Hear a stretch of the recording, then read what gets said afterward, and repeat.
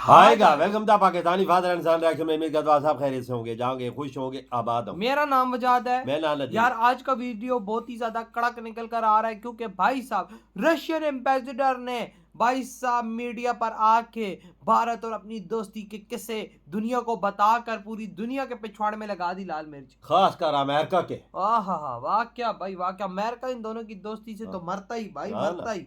Watch करते देखते आखिर किस तरह से भाई साहब रशियन एम्बेसडर ने पढ़े हैं भारत रशिया की दोस्ती के कसीदे। तो कौन करते हैं स्टार्ट।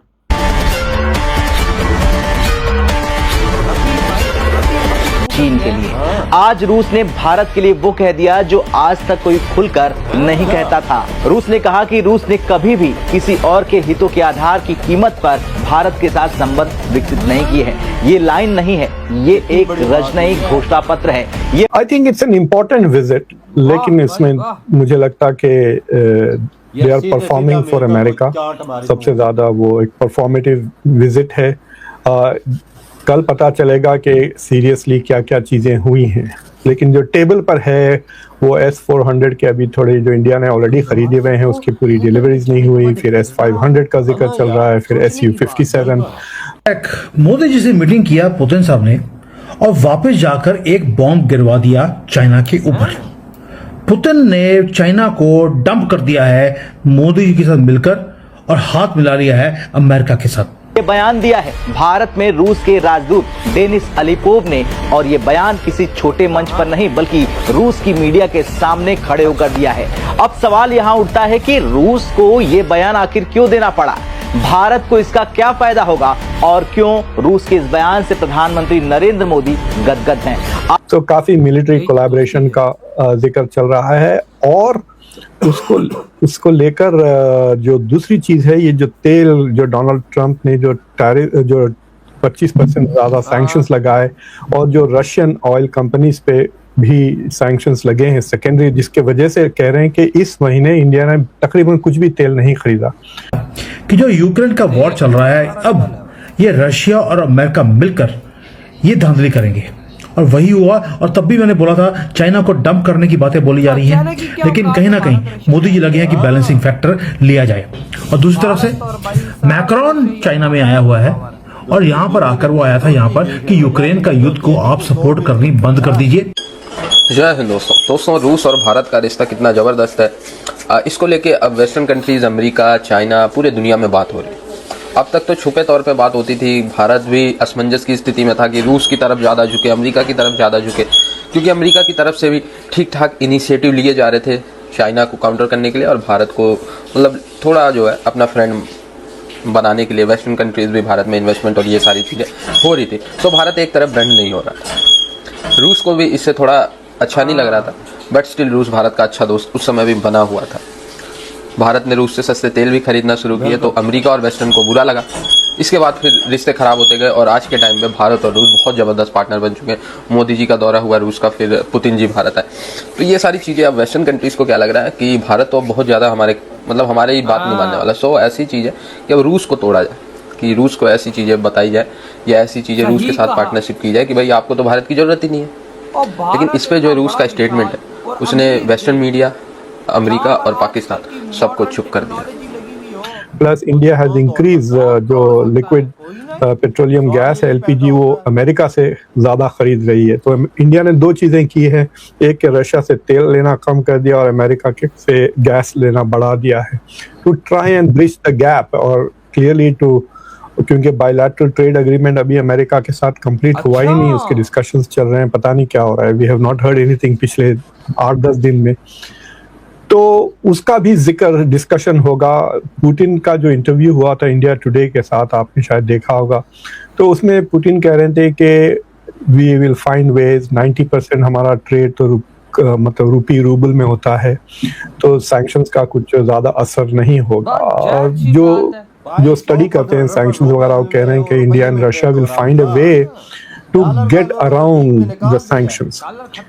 तो वो तो हो सकता है, लेकिन जो बरतानिया ने जो जहाज़ों को ढूंढ के, क्योंकि ये जो सैंक्शंस के अतराफ जाते हैं, वो जो कहते हैं ना शैडो फ्लीट बनाई हुई है रशिया ने, जो जहाज़ है रशिया के जिसको लोग आइडेंटिफाई नहीं करते कि रशिया के जहाज है, तो उसको भी ढूंढ ढूंढ के उस पे हर शिप पे इंडिविजुअली सैंक्शंस लगा रहे हैं, खासतौर से UK. So it is going to become more difficult and may be more expensive. लेकिन वी विल सी के वो तो 3-4 महीने में पता चलेगा कि क्या इंडिया ने वापस तेल खरीदना शुरू कर दिया या नहीं.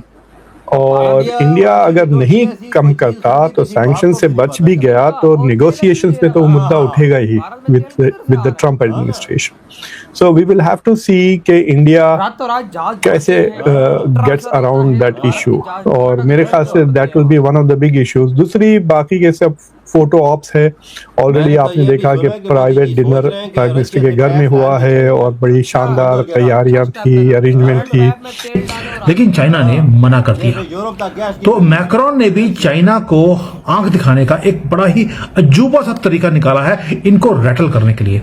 इनके सारे प्रोटोकॉल्स यहाँ पर तोड़ के रखा. Watch and learn. See how French President Emmanuel Macron run in China to meet friends, to meet the people of China.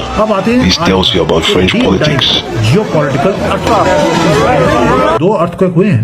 एक पुतिन ने फेंक दिया चाइना के ऊपर, हाथ मिला लिया अमेरिका के साथ, पहला. दूसरा मैक्रोन ने भी अर्थक्वेक कर दिया है चाइना के ऊपर. ये आज तक इनको ये 2 दिन हो गए, इनको ये समझ नहीं आ रहा कि हो क्या गया है. अब आगे आके एक मैसेज था जो मैक्रोन ने दे रहा था चाइना को, वो भी दे दिया. चलिए थोड़ा डीपली बात करते हैं और इसमें भारत का फायदा क्या है ये भी बात करेंगे.